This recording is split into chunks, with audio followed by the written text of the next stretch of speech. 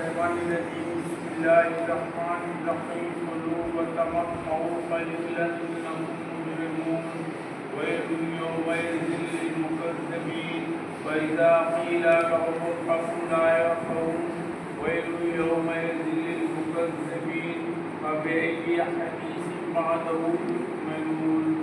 السلام علیکم ورحمۃ اللہ وبرکاتہ۔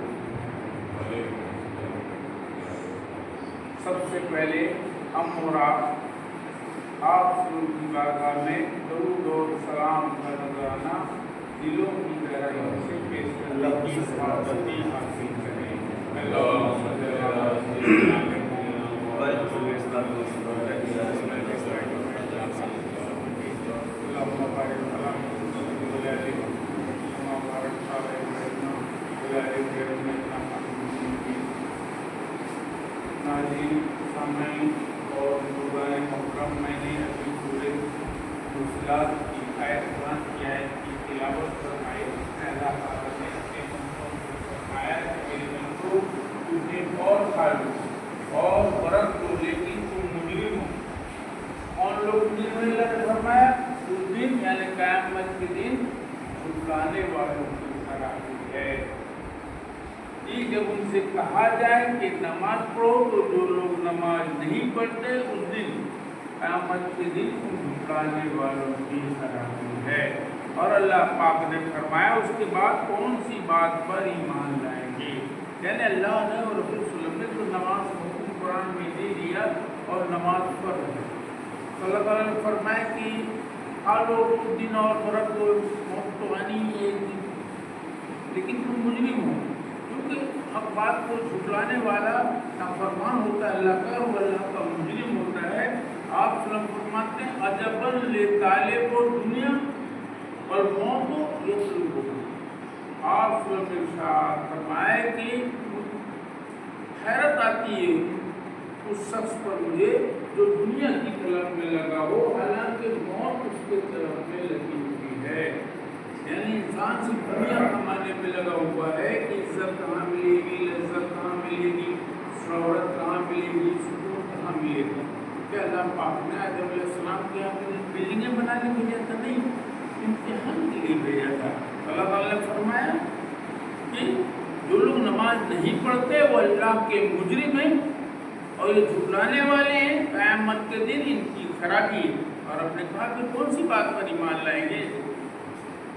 ناجن نماز وہ نہیں پڑھتا جو مسلمان نہیں ہے کہ دنیا میں نہیں ہے۔ اب ہم مسلمان بھی ہیں اور زندہ بھی ہیں تو نماز ہم پر فرض ہے۔ نماز کوئی جاگیر نہیں ہے کہ باپ کمائے بیٹا کھائے۔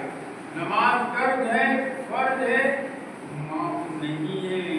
آپ صلی اللہ علیہ وسلم فرماتے ہیں ان اول ما یحاسب به العبد یوم القیامۃ الصلاۃ۔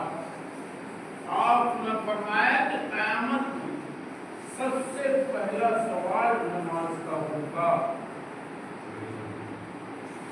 سب سے پہلا سوال نماز کا ہوگا۔ آپ سب فرماتے ہیں من حافظ علیہا کان لہ نورا و برہانا و نجاتا یوم القیامۃ۔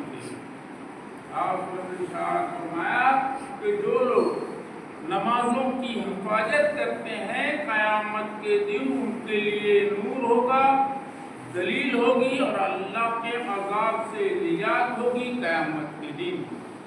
اور آپ نے فرمایا من لم یحافظ علیہا کانت لہ نورا و برہانا و نجاتا وکان یوم القیامۃ مع قارون و حامان و فرعون و ابی بن خلف۔ آپ صلی اللہ علیہ وسلم فرمایا کہ جو لوگ نمازوں کی حفاظت نہیں کرتے قیامت کے دن نہ ان کے لیے نور ہوگا، نہ ان کے لیے دلیل ہوگی اور نہ اللہ کے عذاب سے انہیں نجات ہوگی۔ اور ان بے نمازیوں کا حشر حامان، فرعون، قارون اور ابی بن خلف جیسے کافروں کے ساتھ ہوگا۔